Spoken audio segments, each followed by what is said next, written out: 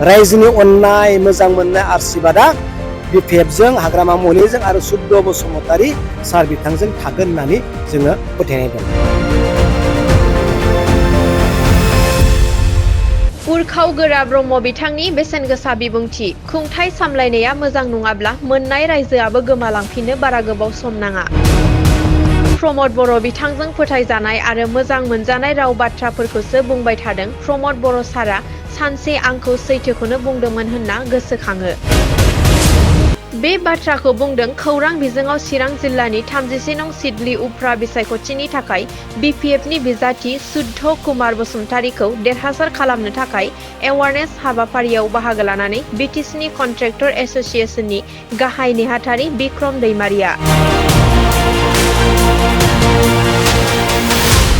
दिनैनि बे समाव आइपुवालिनि सिङाव थानाय मा प्राइमारिमोन फाथाबारि प्राइमारिनि सिङाव थानाय बे मोनसे बजारथिलियावहाय जोङो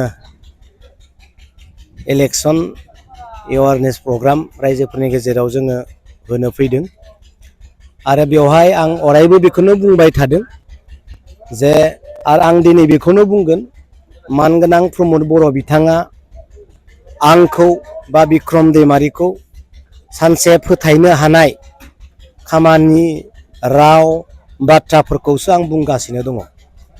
जाय बाथ्राफोरखौ आङो बुङोब्ला मानगोनां प्रमद बर' बिथांजों सानसे फोथाय जायो नङा होमबा?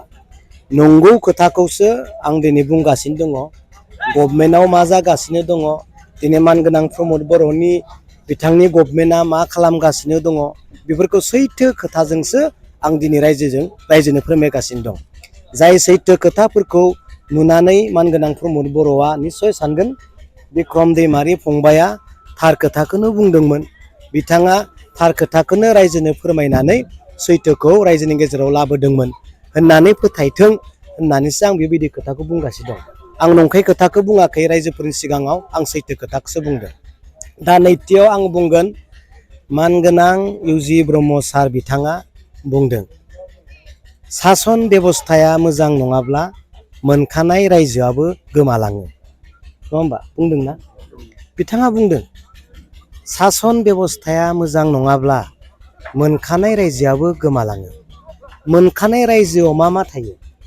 गावनो गाव खुंथाय गोहो बोलो एडमिनिस्ट्रेटिभ सिस्टेमनि पावार गासैखौबो जों दिनै मोननो हादोंमोन।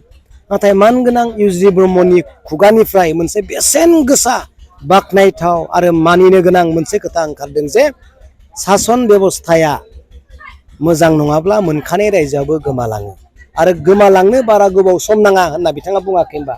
अब्ला नाय दिनै मानगोनां प्रमद बर' बिथांनि गभार्नमेन्टआव बिथांनि रायजो सालायनायाव बिथांनि पावारनि समावनो दिनै जोंनि थार्ड ग्रेड फर्थ ग्रेडनि जिथु साख्रि होनायनि मोनसे सिस्टेम आरो गोहो 3.5 बोसोर गभर्नमेन्टआ दिनै माबा मोनसे खायदाजों बोलोजों स्टप खालामना दोनबाय, साइलेन्ट पिरियड खालामना दोनबाय मिथिबाय साख्रि होनायनि खामानिखौ। अब्ला नाय आं मोनसेल'सो बुंबाय, गोबां बिब्दिनो खामानिफोर दङ जायफोरखौ दिनै बुंनानै बुंस'नो हाया। दा बिनिखायनो जोंनि थांखिया बेनो मानगोनां प्रमद बर' बिथांखौ जों गाज्रि होननानै बुङाखै, नाथाय बिथाङा पावाराव जेसेबांनो दिन थागोन बिथांखौ बैसोर बायदि मानसिया बाहायनो सुजुग मोनबाय थागोन। पावारखौ मोनसेनि उनाव मोनसे लांबाय थानो हानाय लामाखौ मोनगोन।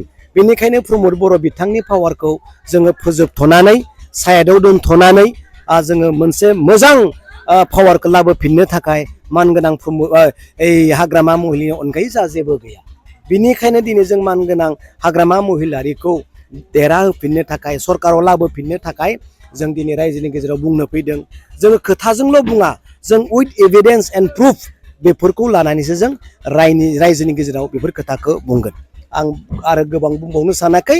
जोंहा सुद्ध बसुमतारी बिथाङा देरहानाया रोखा आरो खुनु थाखा फैसा रायजोआ जोंनिफ्राय लुबैया, बिपिएफनिफ्राय लुबैया आरो गोबां थाखा खरसा खालामनो गोनांबो नङा आरो एसेबां खस्थ' खालामनो गोनां जानाय नङा। रायजोनि अननाय मोजां मोननाय आशीर्बादा बिपिएफजों हाग्रामा महिलारिजों आरो सुद्ध बसुमतारी सार बिथांजों थागोन होननानै जोङो फोथायनाय दं। Thank you.